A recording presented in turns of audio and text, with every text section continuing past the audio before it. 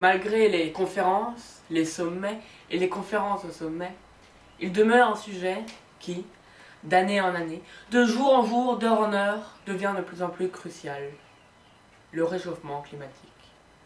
Mais les dirigeants ne semblent pas toujours s'en préoccuper, laissant chacun de nous, seul, affronter ce défi primordial. Oui, il est encore temps d'agir. Non, il n'est plus temps d'attendre. Alors, dès à présent, comment agir à notre échelle avec nos propres moyens? Faire des économies d'eau et d'électricité? Couper le robinet aussitôt après s'être lavé les mains? Penser à éteindre la lumière après être sorti d'une pièce? Des gestes simples, utiles, humains, enfantins même.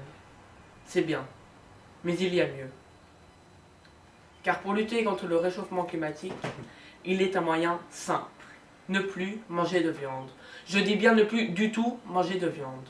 Et pendant que j'y suis, ne plus manger ni œufs, ni fromage, ni yaourt, ni lait. J'entends évidemment plus de lait d'origine animale.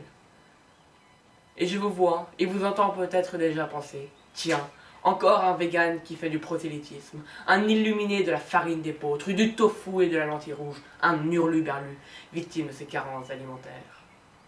Mais laissez-moi vous expliquer, et vous verrez, je l'espère, que cette idée n'est pas si absurde qu'elle pourrait le laisser sembler. Vous le savez, le réchauffement climatique a pour facteur essentiel l'émission de gaz à effet de serre. Et une des principales sources d'émissions de gaz à effet de serre, c'est l'élevage. Une étude de la FAO, Organisation de l'ONU pour l'alimentation et l'agriculture, explique que l'élevage est responsable à 14,5% des émissions de gaz à effet de serre. 14,5%. C'est plus que toutes les émissions du secteur des transports. C'est plus que les émissions de toutes les voitures, de tous les bateaux, de tous les avions réunis. Un autre défi pour la préservation de l'environnement est la consommation d'eau. Une eau dont la quantité sur Terre est loin d'être illimitée. Or, pour produire la viande, on a besoin d'eau, d'énormément d'eau. Mais examinons un instant ce qui passe et repasse sans cesse dans nos assiettes, qu'il s'agisse du vulgaire steak frites ou de l'aristocratique Chateaubriand pomme duchesse. Considérons 1 kg de viande et 1 kg de pommes de terre.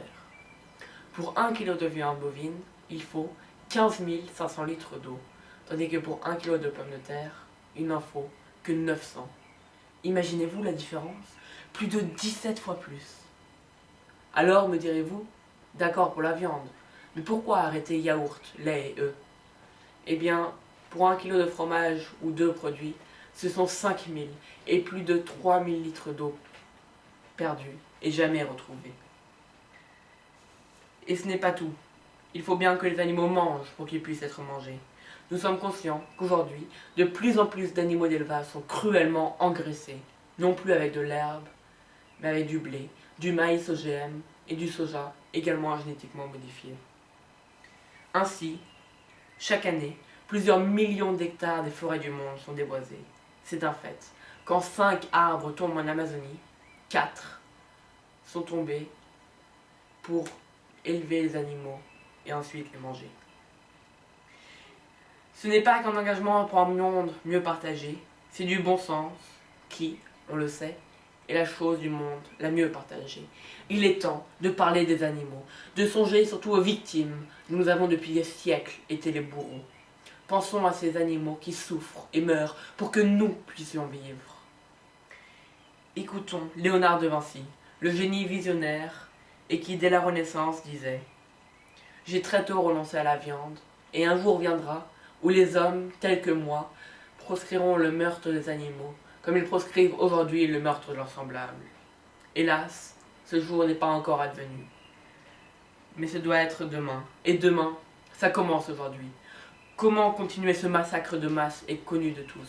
Comment justifier le fait que chaque seconde, presque 2000 animaux meurent pour le simple fait de satisfaire nos papilles gustatives, quand il est possible de vivre et de se nourrir autrement? N'en déplaise à Descartes, les animaux ne sont pas des machines. Grâce à l'avancée des sciences, nous savons que les animaux sont des êtres doués d'émotions et souffrent comme les hommes.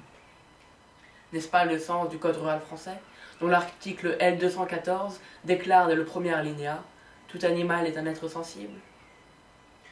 Je me suis jusqu'à présent adressé à votre raison. J'aimerais finir en laissant la parole au cœur, cher à le romantique. Pendant mon discours, 700 000 animaux d'élevage sont morts. Alors, fermons les abattoirs, ouvrons nos cœurs et nos esprits, en écoutant enfin les mots si doux et si profonds de Lamartine. On n'a pas deux cœurs, un pour les animaux et un pour les humains. On a un cœur ou on n'en a pas.